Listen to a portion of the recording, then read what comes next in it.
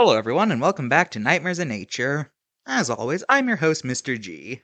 That's right, this is the finale of Nightmares in Nature. I was kind of surprised too, but then I remembered that I did a lot of double features for this series, so I guess it makes sense why this has a relatively short run. Anyway, for the finale, we're talking about wild dogs. Basically, any wild canine that's not a wolf. So let's get into this, shall we? First, we got the coyotes. Canis latrans. Yes, sorry to those who say coyote, I say coyote. These guys look like wolves, but there are some key differences. Coyotes are smaller, they're a lot less global, only being found in the Americas, while wolves are also in Europe and Asia. And the biggest difference is that wolves are famously pack hunters. Coyotes are fly solo kind of animals. They'll sometimes hunt with their relatives, but not enough for it to be considered full-time pack hunting. However, while they rarely hunt with other coyotes, they have an interesting relationship with badgers. You see, coyotes and badgers have been observed teaming up to hunt ground squirrels. The badger flushes the squirrel out of the burrow, while the much faster coyote catches the rodent. So yeah, very interesting behavior. Next, we got the African wild dog, Lycanon pictus, also called the painted dog. You won't get a prize for guessing where they live. The African dog is sometimes considered to be the most successful hunter on the savanna due to how their successful hunts are the majority.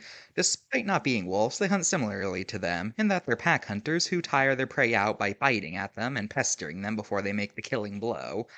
However, Africa is a very competitive place for carnivores, so they have to be vigilant for the other large hunters like lions and hyenas, who will try to steal their food and try to kill them. So yeah, it's a dangerous world out there, but they've managed to survive this long. Next, we got jackals. Native to Africa, Asia, and Europe, jackals are similar to coyotes in that they specialize in more small prey, while other canines in the area hunt larger prey, and also for the fact that they're not really pack hunters. Jackals are also pretty into scavenging. So yeah, that's all there really is to say there. Next, we got the foxes, genus Vulpes. Foxes are small canines famous for their bushy tails. Foxes are a global group, and they're mostly predators of small animals like rabbits and mice. But they're also perfectly able to eat fruit if they so choose. Foxes are very intelligent dogs, known for their ability to locate prey with ease. In fact, during the winter, when there's snow on the ground, foxes are able to figure out exactly where prey are buried. But instead of digging them out, they instead jump into the air and dive into them face first, probably because that takes less time. Then there's the raccoon dog, also known as the tanuki. Native to Asia, these guys got their name because they have a similar fur coloration and overall just look like a raccoon. Not much else to say here. Finally, we got dingoes. Native to Australia, these guys are actually a subspecies of wolf, and they're some of the few placental mammals to have appeared in Australia before it was colonized. Nobody is quite sure where dingoes came from, but fossils indicate they've been in there for a few thousand years. The current theory as to where they came from is that they were from Asia at first, but were brought down to Australia, and then they escaped and became feral, and over the next 1,000 years they adapted to being wild animals again.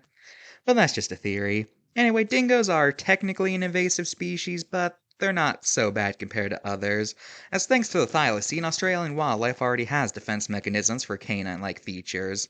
So they're really just another predator. In fact, because of the thylacine's death, that means that the dingo is the primary predator of things like kangaroos. So as far as invasive species go, they're pretty inoffensive. Now let's look at all the canine cards besides the wolf. Alright, the coyote's fine. And so is the wild dog. However, the jackal card, the creature depicted here is no longer considered a jackal. It's now considered the African golden wolf. So for depicting an animal that doesn't technically belong, I give this a 5 out of 10.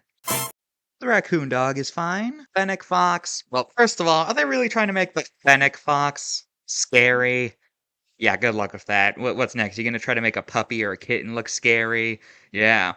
I would say butterflies, but as SpongeBob has taught us, you can make people freaked out by butterflies, so I'm not gonna make that joke. Anyway, this refers to it by its old species name of Phenicus when it's now in the Vulpes genus, so 9 out of 10. As for human relations, a lot of these dogs are found in captivity, and they're not the most feared animals, especially when compared to wolves, since I guess they take all the credit for being the scary dogs. As for media appearances, well, coyotes have the ever-famous Wile E. Coyote from Looney Tunes who's always trying to catch a roadrunner. Also, coyotes appear in several Native American folklore, with the character known as Coyote usually being some sort of trickster. Foxes are also very common in media and folklore. In both of them, they're usually portrayed as sneaky creatures that con other animals out of something. African wild dogs don't really have anything. Jackals, well, there was the character of Tabaki from the Jungle Book, but he's left out of a lot of adaptations, so he's kind of obscure unless you've actually read the book. And dingoes are well known thanks to an incident in the 80s where a dingo ate a baby. Because of that, whenever dingoes appear or referenced, they'll be associated with eating them. Don't you just love when animals can't live down an incident? I just love that. As for tanukis, they were very big players in Japanese folklore, portrayed as tricksters with shape-shifting powers. And if you know tanukis, I know there's one thing I'm not mentioning, but no, I'm not mentioning that. I don't want to. Please don't make me.